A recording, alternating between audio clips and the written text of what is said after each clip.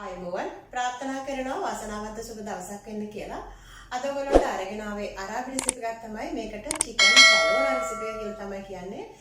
Chicken සැලෝනා කියලා හදන්නේ chicken වලින් වෙජිටබල් එකතු කරලා අරාබි ඩිෂ් එකක්. ඉතින් හරිම ලේසියෙන් හදාගන්න පුළුවන්. ඉන්ග්‍රීඩියන්ට්ස් කීපයක් විතරයි අවශ්‍ය වෙන්නේ. අපි බලමු මේ චිකන් සැලෝනා එක කොහොමද හදාගන්නේ, මොනවද ඕන වෙන්නේ කියලා. වීඩියෝ එකට යන්න කලින් මතක් කරනවා ඔයා තවමත් Maleedesilva කියන මගේ YouTube channel එක subscribe කරලා නැතිනම් subscribe කරන්න. ළඟින්ම තියෙන notification bell එකත් all දාලා තියාගන්න. එතකොට තමයි ඔයාලට ඉක්මනින් මගේ වීඩියෝ එක ලැබෙන්නේ. එහෙනම් අපි බලමු chicken salona කොහොමද හදාගන්නේ කියලා. එකතු වෙන වීඩියෝ එකත් එක්කලා. මේ සඳහා මම එකතු කරගන්නවා chicken grams 750ක්, අල grams 200ක්, carrot grams 100ක්, ඒ වගේම Zucchini grams 150ක්. ඉතින් මේ ප්‍රමාණයන් ඔයාලට අඩු වැඩි කරගන්න පුළුවන්. ලොකු ලුණු ගෙඩියක් අවශ්‍ය වෙනවා මේ විදිහට කුඩාවට කපා ගන්න. කැරට් වලට arabian ජෙසර් කියලා තමයි කියන්නේ, අලවලට බොතත් කියලා කියන්නේ. ඒ වගේම කූසා කියලා තමයි කියන්නේ zucchini වලට. මම ඔයාලට නම් ටික මතක් කරන්නම් arabian අලුතෙන් උයන්ඩ එන කෙනෙකුට එන පහසුව සඳහා arabi නම් ටික කියන්නම් අවශ්‍ය දේවල් ටික. මේ විදිහට ඔක්කොම සුද්ධ කරගන්නවා. ඊට පස්සේ සාමාන්‍ය ටිකක් ලොකුවට කෑලි කපා ගන්නවා. තක්කාලි ගෙඩියක් මේ වගේ පුංචියට කෑලි කපා ගන්න ඕන. ලුණු සහ තක්කාලි. කැරට් වලට කැමති හැඩයකට කපා ගන්න පුළුවන්, චුට්ටක් ලොකු කෑලි වලට. ඉතින් කූසා ගෙඩියත් මේ විදිහට කෑලි කපාගෙන අල ගෙඩියත් ටිකක් ලොකු කෑලි වලට කපා ගන්නවා. ඔයාලා කැමති නම් මේකට වට්ටක්ක වුණත් එකතු කරන්න පුළුවන්. මේ අරාබි රෙසිපි එකට අවශ්‍යම දෙයක් තමයි කළු පාට දෙහි ගෙඩිය. ඒකට අරාබියෙන් කියන්නේ ලූමි අසුවත් කියලා. එලවලු ටික දැන් හැමදේම ලෑස්ති. තක්කාලි වලට තමත් කියලා තමයි කියන්නේ, තමාති කියනවා, තුමත් කියනවා. ඉතින් මේ ටික ඔක්කොම ලෑස්ති දැන්. ඒ වගේම ගාගත්තු ඉඟුරු, සුදු ලුණු අවශ්‍ය වෙනවා මේකට. එනසල් කරාබු නැටි, කුරුඳු පොතු. ඉඟුරු වලට ජින්ජර් බීන් කියලා තමයි කියන්නේ. කුරුඳු පොතු කෑල්ලක් අවශ්‍ය වෙනවා. කුරුඳු පොතු වලට දාර්සින් කියලා තමයි කියන්නේ. ඒ වගේම හේල් කියන්නේ අරාබියෙන් කරදම වලට. ඒකිනුත් ඇට දෙක තුනක් අවශ්‍ය වෙනවා අපිට. කරාබු නැට්ටක්, ඒ වගේම ලුණු ගම්මිරිස්, මාර් කියලා තමයි කරාබු නැටි වලට කියන්නේ. ඉතින් සම්පූර්ණම කලවම් 3-5 කුඩු තේ හැන්දක් අවශ්‍ය වෙනවා. ඒකට බහරත් කියලා තමයි කියන්නේ. ඔක්කොම 3-5 වලට බහරත් කියලා තමයි මේගොල්ලෝ එකට නමක් වශයෙන් 3-5 කියනට බහරත් කියලා තමයි කියන්නේ. ඔයාලා කැමති නම් මේකට මික්ස් කරි පවුඩර් එක ගන්න පුළුවන්. ඒක මෙහි තියෙනවා. ඒකටත් කියන්නේ මෙඩ්ඩස් කරි පවුඩර් එක ගන්න පුළුවන්. ඉතින් බහරත් කියලා තමයි ඒකට කියන්නේ. මම ඔයාලට ඒකේ පින්තූරය ඕනනම් දාන්නම්. ඒ වගේ 3-5 ටිකක් අවශ්‍ය වෙනවා. ඒව එකතු කරන්නේ නැත්නම් සූදුරු, කොත්තමල්ලි, ලුණු ගම්මිරිස්, ඒ වගේම කහ කුඩු ටිකක් අවශ්‍ය වෙනවා. ඒ ටික ලෑස්ති කරගෙන අපි මේ විදියට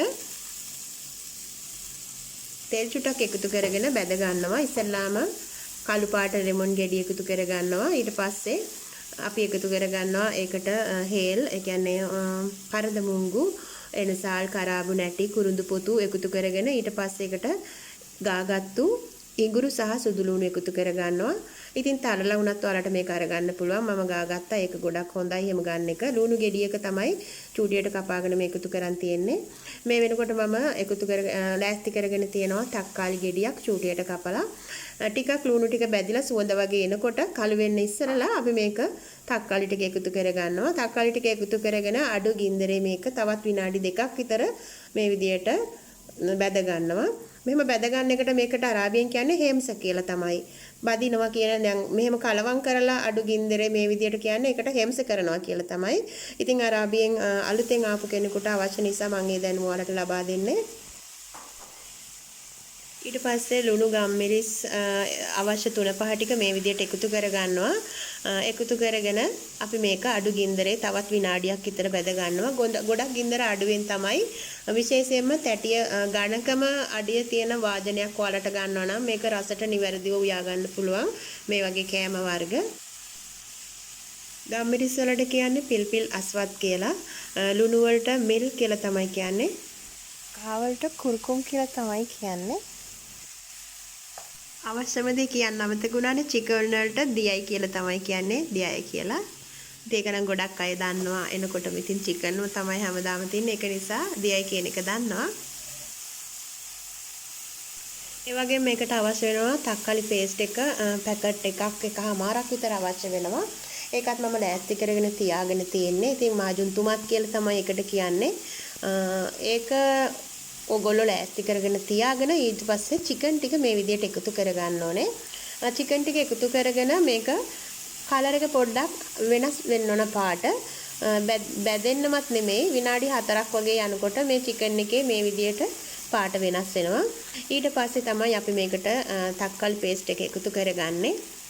අඩු ගින්දරේ තමයි මේ හැම දෙයක්ම කරගන්න ඕන. ඔයාලට පේනවා දැන් මේ චිකන් වල පාට වෙනස් වෙලා තියෙනවා.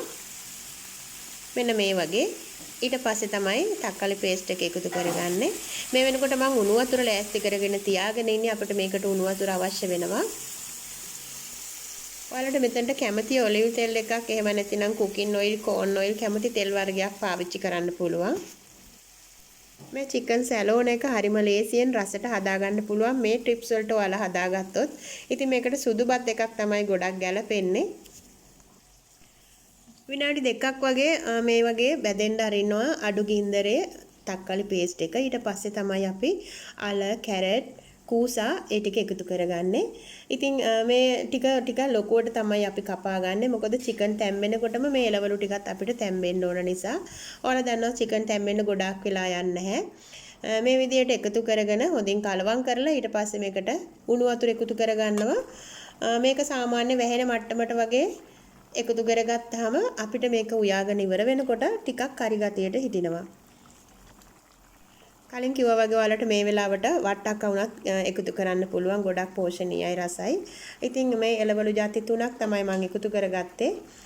මේ විදිහට අපි අඩු ගින්දරේ මේක වහලා උයා ගන්නවා. මේ වෙනකොට මම ලුණු, රසය අනුව ලුණු ඒ සියල්ලම එකතු කරගෙන තියෙනවා. හරිම ලේසියෙන් ඉක්මනින් හදාගන්න පුළුවන් පෝෂණීය කෑමක් තමයි. මොකද එළවලු වර්ග ගොඩක් මෙතන එකතු කරගෙන තියෙනවා. ඒක නිසා ඔයාලට හරිම ඉක්මනින් හදාගන්න පුළුවන්.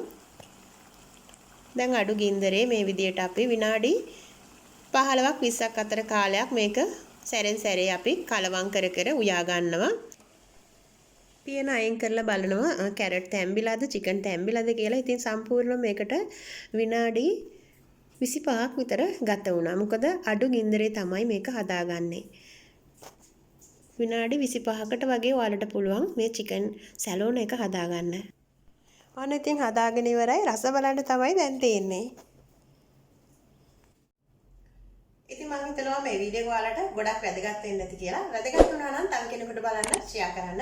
හැමදාම මගේ වීඩියෝ වලට ලයික් කරන, කමෙන්ට් කරන, ෂෙයා කරන ආදරණීය ඔයාලට ගොඩක් ස්තුතියි.